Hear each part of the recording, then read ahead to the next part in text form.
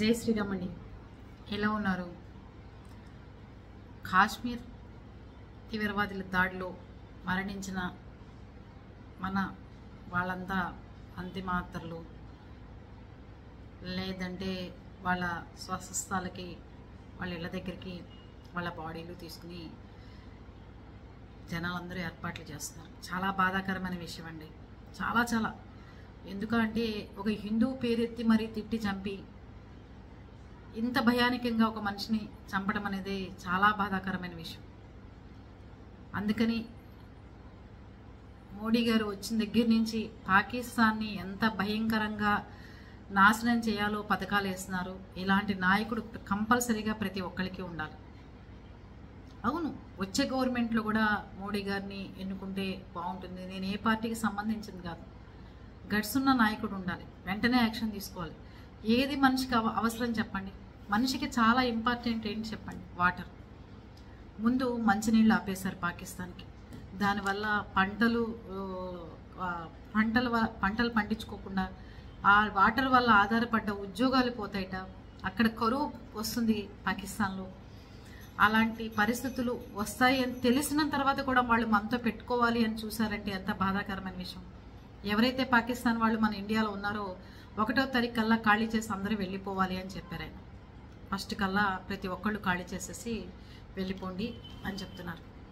ఇవాళ ఢిల్లీలో పాకిస్తాన్కి సంబంధించిన ఆయన కేక్ బాక్స్ తీసుకుని సెలబ్రేషన్ చేసుకున్నానికి మన ఇండియా గడ్డ మీదే ఉండి ఒక పాకిస్తాన్ వాడు కేక్ కట్ చేయడానికి వెళ్తుంటే మనం చూసామండి, ఎలా ఊరుకోగలిగాము. గన్ను పెట్టి కాల్ చేస్తే దెబ్బకి చచ్చేవాడు. ఒక్క దెబ్బకి. వాళ్ళు చంపితే తప్పు లేదు, కానీ మన ఆర్మీ వాళ్ళని మన నేవీ వాడిని చంపితే తప్పు వచ్చిందా? ఇలాంటి దాడులే చేయాలి. ఒక్కసారి కనుక కథ సుఖాంతమయ్యేది. కేక్ బాక్స్తో సహా వాడి మీదే పడి చచ్చేవాడు. ఎవరిని రెచ్చగొట్టే ఇది కాదు. 6 రోజులు కూడా పెళ్ళే అవని కాళ్ళ ఆరని ఆడపిల్ల జీవితం ఏంటి? లేదు అంటే 3 నెలలు పెళ్ళైన మన వాళ్ళ పరిస్థితి ఏంటి? ప్రాణ భయంతో కొండల మించి పరిగెత్తుకుంటూ వచ్చి కింద దాక్కుని చెట్లలో దాక్కుని బతికిన వాళ్ళ పరిస్థితి ఏంటి? నిజమైన మిలిటరీ వాళ్ళు వచ్చినా సరే వాళ్ళు కూడా ఉగ్రవాదులే అని మన వాళ్ళు పడ్డ నరకయాతన ఏంటి? ఇదంతా ఒక ఎత్తు అయితే మేమే చేసాము అని చెప్పి వెన్ను విరుచుకుని నుంచుని కేక్ కట్ చేసుకుని మన దేశంలోనే వాళ్ళు తింటున్నారు అంటే ఎంత బాధాకరమైన విషయం. ఇందాకెవరో చెప్తున్నారు కేరళలో కూడా జై పాకిస్తాన్ అని ఏదో చెప్తున్నారు, నినాదాలు చేస్తున్నారు అని ఎక్కడో వచ్చిన పాకిస్తాన్ ఫ్లాగ్ పుచ్చుకు తిరుగుతున్నారని. నేనైతే వీడియో చూడలేదు. ఏరి ఉరి శిక్షలు వేయాలి ఇలాంటి వాళ్ళకి. యావజ్జీవ శిక్షలు వేయాలి, జైల్లో మగ్గిపోయేటట్టు. మోడీ గారు లాంటి ప్రభుత్వం ఉన్న నాయకుల్ని ఎన్నుకుంటే స్టార్ట్ చేశారు ఆల్రెడీ. మన వాళ్ళకి ఉగ్రవాదులు ఎక్కడున్నారో వాళ్ళ దగ్గరికి వెళ్ళి మన వాళ్ళంతా కనిపెట్టడం, వాళ్ళకి మనకి మధ్యలో కాల్పులు జరుగుతున్నాయని చెప్పడం, ఇవన్నీ జరుగుతున్నాయి. ఏదైతే ఉగ్రవాదులు దాడి చేశారో వీళ్ళందరూ అంతిమయాత్ర అయిపోయి వాళ్ళ అంత్యక్రియలు అయ్యే లోపల కూడా ఆ 4 చచ్చిపోతే ఎంతమంది వచ్చారో అంతమంది వాళ్ళ ఆత్మలకు శాంతి కలుగుతాయి. అందుకని యూట్యూబర్స్ అందరికీ కూడా, ఇన్ఫ్లుయెన్స్ అందరికీ కూడా చెప్పేది నేను ఒకటే, అందరూ చీరలు వీడియోలు, నగల వీడియోలు, ప్రతి ఒక్కరికి ఫుడ్ బ్లాగర్స్ ఎవరో ఉన్నాయి, అన్ని వీడియోలు ఉంటున్నాయి. రైతులు కూడా రైతుల వీడియోలు ఏవో ఉంటున్నాయి.